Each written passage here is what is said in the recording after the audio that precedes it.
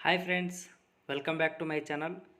ನಾವಿವತ್ತು ಬೇಕ್ರಿ ಶೈಲಿಯಲ್ಲಿ ಸ್ಯಾಂಡ್ವಿಚ್ನ ಮಾಡ್ತಾಯಿದ್ದೀವಿ. ಈ ಸ್ಯಾಂಡ್ವಿಚ್ ಮಾಡೋದಕ್ಕೆ ಏನೇನು ಬೇಕು ಅಂತ ನೋಡ್ಕೊಂಬರೋಣ. ಮೊದಲಿಗೆ ನಾವಿಲ್ಲಿ ಸಾಫ್ಟಾಗಿರ್ತಕ್ಕಂಥ ಬ್ರೆಡ್ಡನ್ನು ತೊಗೊಂಡಿದ್ದೀವಿ. ಆಮೇಲೆ ಒಂದು ಅರ್ಧ ಟೀ ಸ್ಪೂನ್ನಷ್ಟು ಧನಿಯಾ ಪುಡಿ, ಒಂದು ಅರ್ಧ ಟೀ ಸ್ಪೂನ್ನಷ್ಟು ಪಾವ್ ಭಾಜಿ ಮಸಾಲ, ಒಂದು ಅರ್ಧ ಟೀ ಸ್ಪೂನ್ನಷ್ಟು ಅರಿಶಿನ ಪುಡಿ, ಆಮೇಲೆ 1 ಟೀ ಸ್ಪೂನ್ನಷ್ಟು ಅಚ್ಕಾರದ ಪುಡಿ, ಆಮೇಲೆ 3ರಿಂದ 4 ಹಸಿಮೆಣಸಿಕಾಯಿನ ಚಿಕ್ಕ ಚಿಕ್ಕದಾಗಿ ಕಟ್ ಮಾಡಿ ಇಟ್ಕೊಂಡಿದ್ದೀವಿ. ಒಂದು ಸ್ವಲ್ಪ ಕೊತ್ತಂಬರಿ ಸೊಪ್ಪನ್ನು ತೊಗೊಂಡಿದ್ದೀವಿ. ಆಮೇಲೆ ಗೋಡಂಬಿ ಮತ್ತು ಬಾದಾಮಿನ ಪೇಸ್ಟ್ ಮಾಡಿ ಇಟ್ಕೊಂಡಿದ್ದೀವಿ. ಒಂದು 3ರಿಂದ 4 ಟೊಮೊಟೊನ ಚಿಕ್ಕ ಚಿಕ್ಕದಾಗಿ ಕಟ್ ಮಾಡಿ ಇಟ್ಕೊಂಡಿದ್ದೀವಿ. ಒಂದೆರಡು ಈರುಳ್ಳಿ ಕೂಡ ಚಿಕ್ಕ ಚಿಕ್ಕದಾಗಿ ಕಟ್ ಮಾಡಿ ಇಟ್ಕೊಂಡಿದ್ದೀವಿ. ಬನ್ನಿ ಇವಾಗ ಸ್ಟಾರ್ಟ್ ಮಾಡೋಣ.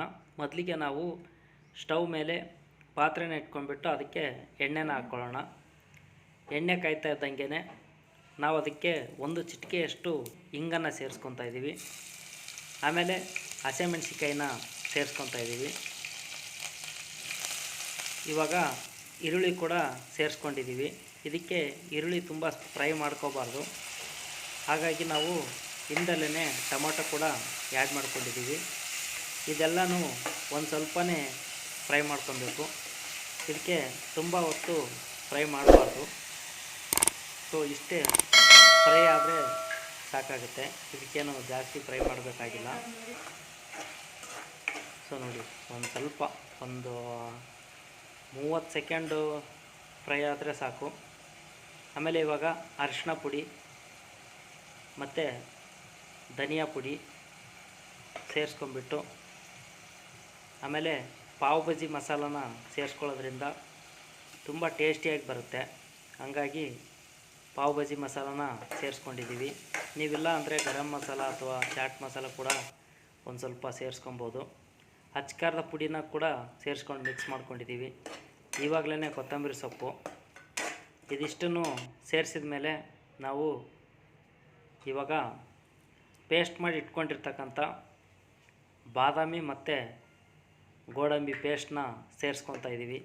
ಈ ಬಾದಾಮಿನ ನಾವು ನೈಟೆಲ್ಲ ನೆನೆಸ್ಕೊಂಡ್ಬಿಟ್ಟು ಸಿಪ್ಪೆನ ತೆಗೆದು ಪೇಸ್ಟ್ ಮಾಡ್ಕೊಂಡಿದ್ದೀವಿ. ಅದು ತುಂಬ ರುಚಿಕರವಾಗಿ ಬರುತ್ತೆ. ನೀವಿಲ್ಲ ಅಂದರೆ ಕಡಲೆ ಬೀಜ ಕೂಡ ಸೇರಿಸ್ಕೊಬೋದು. ಇವಾಗ ಉಪ್ಪನ್ನು ಕೂಡ ಸೇರಿಸ್ಕೊಂಡು ಈ ರೀತಿ ಮಿಕ್ಸ್ ಕೊಡ್ತಾಯಿದ್ದೀವಿ. ಸೊ ಇಷ್ಟು ಮಿಕ್ಸ್ ಆದರೆ ಸಾಕು. ಇವಾಗ ಒಂದು ಬೌಲ್ಗೆ ನಾವು ಇದನ್ನು ಸರ್ವ್ ಮಾಡ್ಕೊಳ್ಳೋಣ. ನೋಡಿ ಫ್ರೆಂಡ್ಸ್, ತುಂಬ ಟೇಸ್ಟಿಯಾಗಿ ಬಂದಿದೆ, ತುಂಬ ರುಚಿಕರವಾಗಿರುತ್ತೆ. ನೀವು ಈ ರೀತಿ ಸ್ಯಾಂಡ್ವಿಚ್ನ ಮಾಡ್ಕೊಳ್ಳಿ. ನಿಜವಾಗ್ಲೂ ನೀವೇ ಹೇಳ್ತೀರಾ ಬೇಕರಿಗಿಂತಲೂ ಚೆನ್ನಾಗಿದೆ ಅಂತ. ಸೊ ದಯವಿಟ್ಟು ಇದನ್ನು ಟ್ರೈ ಮಾಡಿ, ತುಂಬ ಸಿಂಪಲ್ಲಾಗಿದೆ. ಇವಾಗ ನಾವು ಆ ಪೇಸ್ಟನ್ನು ಎಲ್ಲದಕ್ಕೂ ಒಂದು ಬ್ರೆಡ್ಗೆ ಈ ರೀತಿ ಸರ್ವ್ ಮಾಡಿಬಿಟ್ಟು ಮೇಲ್ಗಡೆ ಒಂದು ಬ್ರೆಡ್ಡನ್ನು ಇಟ್ಕೊಂಡ್ಬಿಟ್ಟು ಎಲ್ಲದಕ್ಕೂ ಇದೇ ರೀತಿ ನಾವು ಸ್ಟಫ್ನ ಮಾಡ್ಕೊಬೇಕಾಗುತ್ತೆ. ಸೊ ನೋಡಿ ಯಾವ ರೀತಿ ಅಂತ. ತುಂಬ ಟೇಸ್ಟಿಯಾಗಿ ಬರುತ್ತೆ ಫ್ರೆಂಡ್ಸ್. ಇದು ಈ ರೀತಿ ಮಾಡ್ಕೊಳ್ಳಿ, ನೀವು ತುಂಬ ರುಚಿಕರವಾಗಿ ಬರುತ್ತೆ. ಸೊ ನೋಡಿ ಈ ರೀತಿ ಪ್ರತಿಯೊಂದನ್ನು ಮಾಡಿಟ್ಕೊಳ್ಳಿ. ಇವಾಗ ನಾವು ಎಲ್ಲದಕ್ಕೂ ಈ ರೀತಿ ಫಿಲ್ ಮಾಡಿ ಇಟ್ಕೊಂಡಿದ್ದೀವಿ. ಇವಾಗ ಒಂದು ಹೆಂಚನ್ನು ಕಾಯಕ್ಕಿಟ್ಕೊಳ್ಳೋಣ. ಅದಕ್ಕೆ ಎಣ್ಣೆನ ಸೇರಿಸ್ಕೊಂಡು, ನೀವು ಬೇಕಿದ್ದರೆ ಬಟ್ರ್ ಕೂಡ ಸೇರಿಸ್ಕೊಬೋದು. ಬಟ್ರ್ ಸೇರಿಸ್ಕೊಂಡ್ರೆ ತುಂಬ ರುಚಿಕರವಾಗಿ ಬರುತ್ತೆ. ಇನ್ನು ನಾವು ಇದಕ್ಕೆ ಎಣ್ಣೆನ ಸೇರಿಸ್ಕೊತಾ ಇದ್ದೀವಿ. ಈ ರೀತಿ ಫ್ರೆಶ್ ಮಾಡಬೇಕಾಗುತ್ತೆ. ಇಟ್ಬಿಟ್ಟು ಎಲ್ಲನೂ ಈ ರೀತಿ ಪ್ರೆಸ್ ಮಾಡ್ಕೊಳ್ಳೋಣ. ಸೊ ಒಂದು ಸ್ವಲ್ಪ ಸುಮಾರು ಒಂದು 30 ಸೆಕೆಂಡ್ವರೆಗೂ ನಾವು ಇದನ್ನು ಹಿಂಗೆ ಬಿಡಬೇಕಾಗುತ್ತೆ.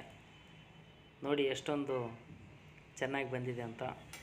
ತುಂಬ ಕ್ರಿಸ್ಪಿಯಾಗಿ ಬರುತ್ತೆ, ಸಾಫ್ಟ್ ಕೂಡ ಆಗಿರುತ್ತೆ, ತುಂಬ ರುಚಿಕರವಾಗಿ ಬರುತ್ತೆ. ಸೊ ಇದನ್ನು ಟ್ರೈ ಮಾಡಿ ಅಂತ ಕೇಳ್ಕೊತಾ ಇದ್ದೀವಿ. ಸೊ ಇವಾಗ ಇಷ್ಟೇ, ತುಂಬ ಸಿಂಪಲ್ ಇದು. ಈ ರೀತಿ ಆಗುತ್ತೆ. ಸೊ ಇದನ್ನು ಟೊಮೊಟೊ ಸಾಸ್ ಜೊತೆ, ಕೆಚಪ್ ಜೊತೆ ತುಂಬ ರುಚಿಕರವಾಗಿರುತ್ತೆ. ನಾವು ಟೊಮೊಟೊ ಸಾಸ್ ಜೊತೆ ತಿಂತಾಯಿದ್ದೀವಿ. ಸೊ ದಯವಿಟ್ಟು ಈ ನಮ್ಮ ವಿಡಿಯೋ ಇಷ್ಟ ಆದರೆ ಈ ವಿಡಿಯೋಗೆ ಲೈಕ್ ಮಾಡಿ, ಕಮೆಂಟ್ಸ್ ಮಾಡಿ, ಆಮೇಲೆ ದಯವಿಟ್ಟು ನಮ್ಮ ಚಾನಲ್ನ ಸಬ್ಸ್ಕ್ರೈಬ್ ಮಾಡ್ಕೊಳ್ಳಿ.